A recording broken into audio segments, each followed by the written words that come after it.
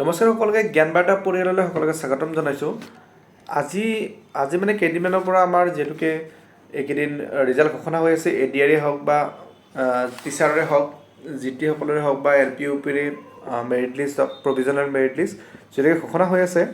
গতিকে আৰু যিসকলে অলৰেডি পালে তেওঁলোকক মই কংগ্ৰেচুলেশ্যন কৰিছোঁ, আৰু যিসকলে অকণমান মাৰ্কৰ কাৰণে হয়তো ৰৈ গৈছে বা কিবা কাৰণত পোৱা নাই তেওঁলোকৰ কাৰণে এটা ভাল খবৰ আছে। যিহেতুকে আজি শিক্ষামন্ত্ৰীয়ে ঘোষণা কৰিছে যে এইটো যি 5,500 LP UPৰ যিটো নিযুক্তি আছে সেইটো হৈ যোৱাৰ পিছত আৰু যে এটা 4,500 LP UP নিযুক্তি আছিল সেইটো তাৰপিছত তাৰ কামখিনি ষ্টাৰ্ট হ'ব।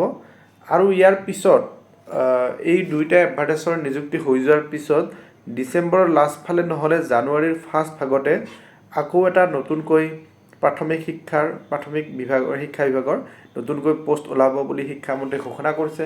গতিকে যিসকলে টেট পাছ কৰি আছে বা মোৰ চেনেলত আগতে যিসকলে জড়িত হৈ আছিল, বহুতে টেট পাছ কৰা ল'ৰা ছোৱালী মই পাইছোঁ, তেওঁলোকক যদি কিবা কাৰণত নিযুক্তি পোৱা নাই তেওঁলোকে নিশ্চয় নেক্সট এডভাৰ্টাইজমেণ্টত এপ্লাই কৰিব পাৰিব আৰু নিযুক্তি পাবলৈ তেওঁলোকৰ সুবিধা হ'ব।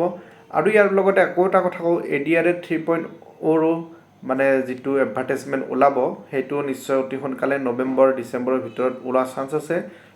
আৰু লগতে নৱেম্বৰত কিন্তু এছাম পুলিচৰো ভেকেঞ্চি ওলাব, সেইটো অলৰেডি হিমন্ত বিশ্ব শৰ্মা ছাৰে বা CM ছাৰে আমাৰ বিভিন্ন ঠাইত কৈ আছে। গতিকে আপোনালোকে হতাশ হ'ব নালাগে, যিসকলে এইবাৰ ৰৈ গ'ল কিবা কাৰণত, অলপ মাৰ্কৰ কাৰণে বা কিবা কাৰণত, যিকোনো কাৰণত, তেওঁলোকে আকৌ নতুন উদ্যমেৰে পঢ়া ষ্টাৰ্ট দিয়ক, আকৌ নতুনকৈ নিযুক্তি ল'বলৈ চেষ্টা কৰক। আজিলৈ বাই বাই।